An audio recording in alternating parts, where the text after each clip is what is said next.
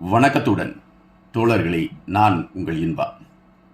இந்த வலையொலியை எதற்காக நாங்கள் தொடங்கி இருக்கிறோம் என்பதை நான் பதிவு செய்ய வேண்டியதிருக்கின்றது. கண்டிப்பாக இந்த வலையொலியை நீங்கள் பகிர்ந்தளிப்பீர்கள் என்ற நம்பிக்கையும் எனக்கு இருக்கின்றது. தமிழக அரசியல் களத்தில் ஒரு மாற்றம் ஏற்பட வேண்டும் என்கின்ற எண்ணம் ஒவ்வொரு தமிழர்களுக்கும் உண்டு.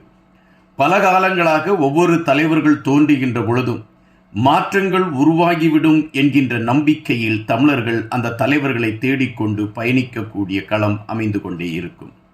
ஒரு கட்டத்தில் அந்த தலைவர்களுடைய செயல்பாடு உடல் ரீதியாக பாதிக்கப்பட்டுவிடும், அல்லது அவர்கள் கொண்ட கொள்கைகள் சிதறடிக்கப்பட்டுவிடும். கூட்டணி என்கின்ற போர்வையில் அவர்கள் தங்களை அழித்துக் கொள்வார்கள்.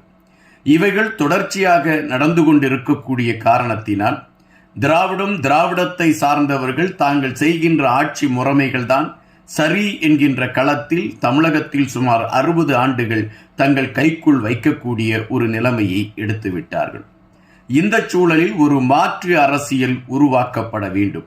இந்த மண்ணில் மேடைகளில் பேசுகின்ற வார்த்தைகளில் நாகரிகம் கலந்த வார்த்தைகள் பேசப்பட வேண்டும் என்கின்ற நிலைப்பாடு, ஊழலற்ற ஒரு ஆட்சி முறைமையில் இந்த மக்களுக்கு கிடைக்க வேண்டும் என்கின்ற நிலைப்பாடு, அதுபோல எல்லோருக்கும் எல்லாம் கிடைக்க வேண்டும் என்று பெருந்தலைவர் காமராஜ் கண்ட கனவை நிறைவேற்றுவதற்கான ஒரு களத்தை எடுப்பதற்கான ஒரு முயற்சிகளோடு இன்று விஜய் அவர்கள் களத்தில் வந்து நிற்கின்றார்.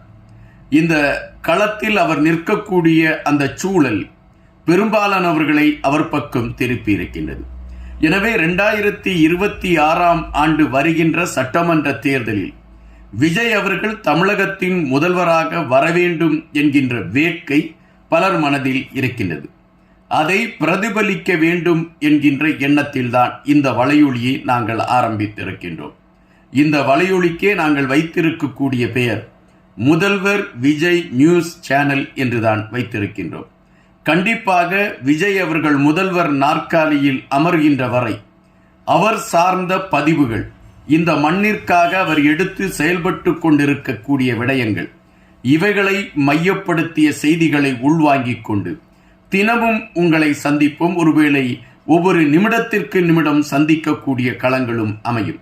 இந்த தமிழ் மண்ணில் ஒரு மாற்று அரசியல் உருவாக்கப்பட வேண்டும்.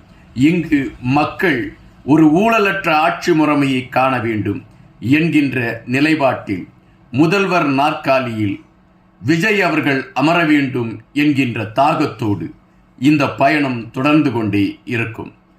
வாருங்கள், இணைந்து பயணிப்போம். நன்றியுடன் இன்பா.